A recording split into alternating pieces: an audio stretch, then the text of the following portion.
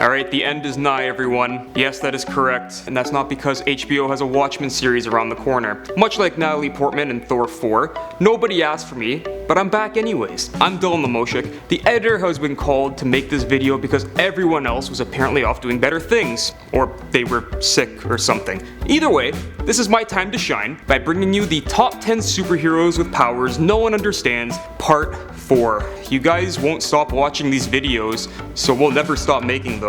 We will never stop. Don't forget to like, comment, and subscribe, and hit that little notification bell so you can stay up to date with everything nerdy we produce. Also, don't forget to check out our community tab for some of the worst comic panels you've ever seen. Also, while you're down in the comments, be sure to let us know what superheroes you think have the dumbest abilities. We got a lot more videos like this to do.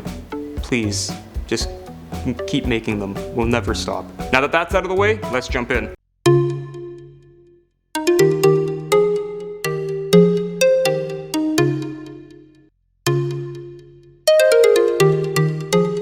And at number 10, Mogo. Hailing from the DC universe, Mogo is a sentient planet adrift in space doing his best to look awesome and not do much else. Oh, and did I mention that he's also a part of the Green Lantern Corps? The Green Lanterns will literally hire anybody these days, even an immovable planet. Aside from being able to create constructs with his power ring, Mogo is also able to create holograms on his surface to simulate whatever he wants. How is this explained? Well, he's a giant superpowered planet who's also a space cop. Does it need any more explanation than that? And at number 9, Big Bertha. Ashley Crawford is a mutant who is able to control the fat distribution throughout her entire body. So during the day, she's one of the most beautiful supermodels the world has ever seen. But when trouble arises, she becomes Big Bertha, a really fat superhero with super strength. Now, I understand the concept of being able to redistribute your body mass to make yourself bulkier and, more or less an immovable object, but where does the super strength come in? How does adding more mass onto her legs allow her to jump further, like it does in the comics? Wouldn't it be the opposite? Her powers are strictly defined as fat manipulation, so muscle shouldn't be involved in this at all. I'm so confused, Marvel. Why would you do this? Is she just like the female Blob? I need to know. And at number 8, Ambush Bug. First appearing in DC Comics Presents number 52, Ambush Bug was initially presented as a villain to Superman and the Doom Patrol. He appeared as a self-centered villain who wore a skin-tight green suit, which made him look more or less like a bug. Any and all powers he had were just devices he had hidden away in his suit somewhere. Ambush Bug was so popular, however, that he was brought back more and more until eventually they transitioned him from being a villain into a third-wall-breaking hero, very akin to Deadpool. His appearances in comics nowadays are very sporadic and get weirder and weirder every time, and his powers are pretty much whatever the writers want them to be. Number 7.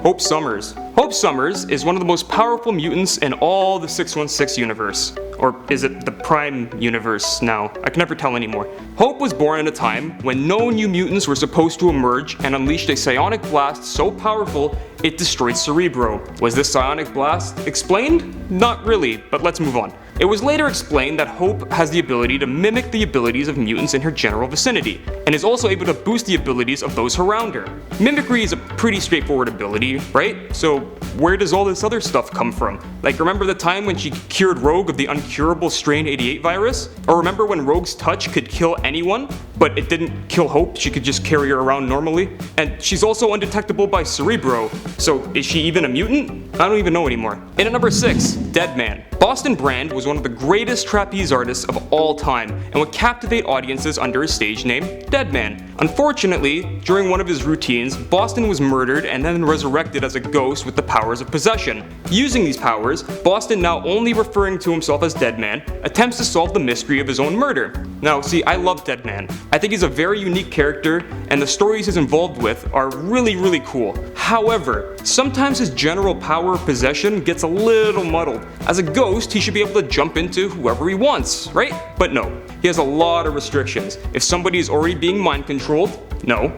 Has magical power, no. Or someone who has a really strong will, no. So why does this happen? I know he needs obstacles in order to be a good character, but there's never a definitive reason as to why he can't possess these kinds of people. I mean, like, okay, hear me out. What if he tried really hard? Like, harder than he's ever tried before? Like, would it work? I don't know, you gotta tell me, DC. And at number 5, Captain Marvel.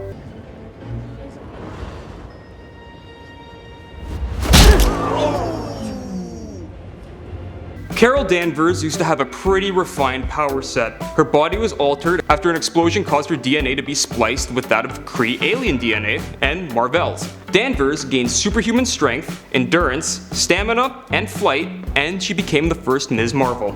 She later became binary and gained the ability to absorb energy and then project it in photonic form. As binary, she became one of the most powerful beings in the Marvel Universe. But in order to maintain that, she needed a constant stream of energy. What powers does Carol have now that she's Captain Marvel? Well, pretty much whatever the writers want. She can now fly 6 times faster than the speed of sound, can withstand and then absorb the explosion of a nuclear bomb, absorb magic, withstand the pressure of open space without batting an eye. But when did this happen? I understand characters evolving and growing over time to become better versions of themselves, but this power level spike happened almost out of nowhere. And as far as I know, Marvel doesn't have a hyperbolic time chamber. Number 4, The Question. If you've never read a Question comic before, I highly recommend it. This guy is one of my favorite all-time DC heroes, and he does not get enough love around here. Whether it be Vic Sage or Renee Montoya wearing the non-face of The Question, you're going to have an awesome time reading any issue.